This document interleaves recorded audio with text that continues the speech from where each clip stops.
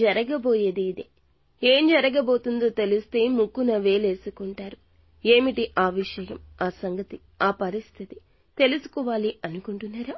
ఒక్కసారి ఈ వీడియో చూస్తే మీకే అంతా బోధపడుతుంది. వీడియో మీకు నచ్చితే ఒక లైక్ చేయండి. మీ లైక్ మాకు సపోర్టింగ్ గా ఉంటుంది, ఎంతో ఎంకరేజ్మెంట్ గా ఉంటుంది. ఇక ఆలస్యం వద్దండి, వీడియోలోకి వచ్చేద్దాం. నెంబర్ 1 వశీకరణ మాంత్రికురాలు జ్యోతిషాలయం.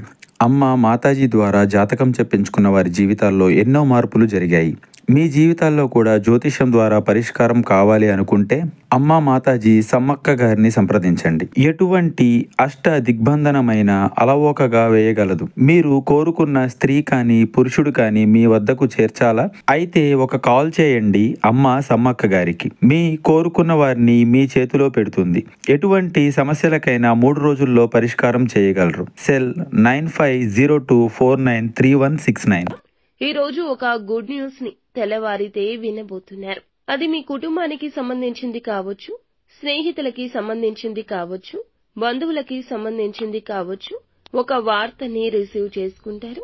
చాలా కాలంగా ఏ కల అయితే ఉందో అది నెరవేరుతుంది. ఏదైనా అవకాశం కోసం ఎదురు చూస్తున్నారా? కెరియర్, వృత్తి, ఆదాయం, లేదా మీరు అనుకుంటున్న వివాహ ప్రయత్నం కూడా కావచ్చు. అందులకు సంబంధించి ఈ విధంగా ఈ రోజున ఈ అవకాశం అయితే ఎదురు చూస్తున్న ఆ కల అయితే నెరవేరి అవకాశం అందే పరిస్థితి కనిపిస్తుంది. చాలా కాలంగా మీకు ఉన్న బలమైన కోరిక నెరవేరుతుంది. అందరికీ పరిస్థితులు ఒకేలాగా ఉండవండి, కాస్త భిన్నంగా కూడా ఉండొచ్చు. ఒకరికి ఒక్కొక్క కోరిక ఉండొచ్చు. ఆ కోరిక మాత్రం ఈ రోజున నెరవేరుతుంది.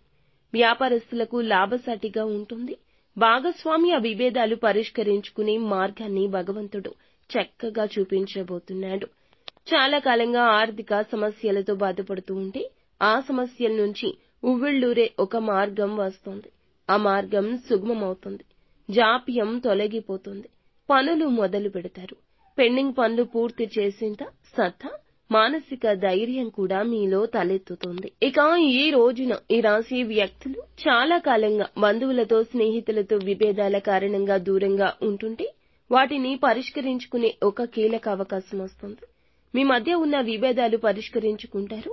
అలాగే అనుకూల ఫలితాలు ఉన్న చిన్న ప్రతికూలతలు ఖచ్చితంగా మనుషుల జీవితంలో ఉంటాయి. జాగ్రత్త పడండి. భాగస్వామ్య పెట్టుబడులు చేస్తున్న సందర్భంలో తగిన జాగ్రత్త పాటించండి. ఏమైనా ఒప్పందాలు ఉన్నట్లయితే తొందరపాటుతనం పనికిరాదు. భాగస్వామ్య పెట్టుబడులకు సంబంధించి, వ్యాపారాలకు సంబంధించి కీలక నిర్ణయం తీసుకుంటారు. అనుకూలత ఉన్న ప్రతికూలతలు ఉంటాయి కావున నిత్యం శివారాధన